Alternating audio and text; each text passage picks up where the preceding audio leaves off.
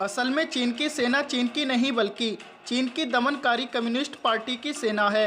ये पार्टी इस सेना को जो करने के लिए कहेगी सेना वही करेगी, फिर चाहे चीन में लोकतंत्र की आवाज़ उठाने वाले लोगों का कत्लेआम करवाना हो या फिर किसी देश से सीमा पर विवाद में उलझना हो। साफ शब्दों में कहें तो चीनी सेना चीन की कम्युनिस्ट पार्टी की विस्तारवादी नीति को आगे बढ़ाने और उसकी रक्षा करने का काम करती है। चीनी सेना भले ही भारत से सीमा पर उलझ रही हो, मगर आज चीन की सेना को युद्ध का कोई अनुभव नहीं है। चीन के 100% सैनिकों को किसी पर गोली चलाने का कोई अनुभव नहीं है।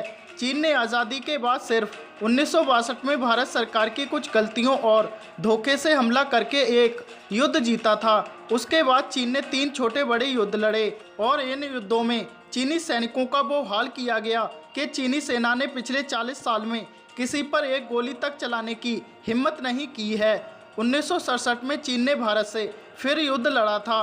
उस युद्ध में चीन का वो हाल किया गया कि चीन की सेना ने भारत की सेना के सामने सफ़ेद झंडा लहरा दिया था। इस युद्ध के बाद चीन ने भारत की तरफ एक गोली नहीं चलाई है। इसके अलावा चीन ने फिर 1969 में रूस के साथ एक छोटा बॉर्डर युद्ध किया था। उसमें चीनी सेना ने कुछ ही घंटे में हथियार रख दिए और आत्मसमर्पण कर दिया।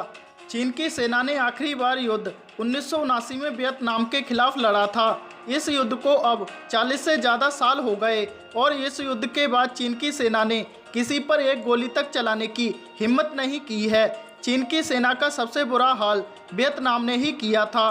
वियतनाम की सेना में पुरुषों के साथ महिलाएं भी शामिल थीं और चीनी सैनिकों ने महिलाओं तक के सामने आत्मसमर्पण कर दिया था। वियतनाम पर काफ़ी विदेशी दबाव था, इसी कारण उसने तमाम चीनी सैनिकों को वापस चीन को सौंप दिया था। पर वियतनाम ने सैकड़ों चीनी सैनिकों की पैंटें वापस नहीं दीं। उनकी पैंटें खोल ली गईं और उन्हें चीनी बॉर्डर की तरफ छोड़ दिया गया। आज की बात करें तो चीनी सेना के सैनिकों को इसके बाद युद्ध का कोई अनुभव नहीं है। आज की जो चीनी सेना है उसमें 95% सैनिक ऐसे हैं जो अपने माता पिता की इकलौती संतान हैं। इन पर परिवार का बहुत दबाव होता है। ये बड़े ही नाजों से पाले गए बच्चे होते हैं, एकदम छुई मुई किस्म के। इनमें किसी से युद्ध लड़ने की हिम्मत बेहद कम है और इसी कारण चीन ने 1979 के बाद किसी से युद्ध नहीं लड़ा, जबकि उसके विवाद कई दर्जन देशों के साथ हैं। तो वहीं भारतीय सेना की बात करें तो भारतीय सेना के इतिहास का कोई भी ऐसा दिन नहीं होगा जब उसने गोली नहीं चलाई हो। जम्मू कश्मीर में तो हर दिन एनकाउंटर होते रहते हैं।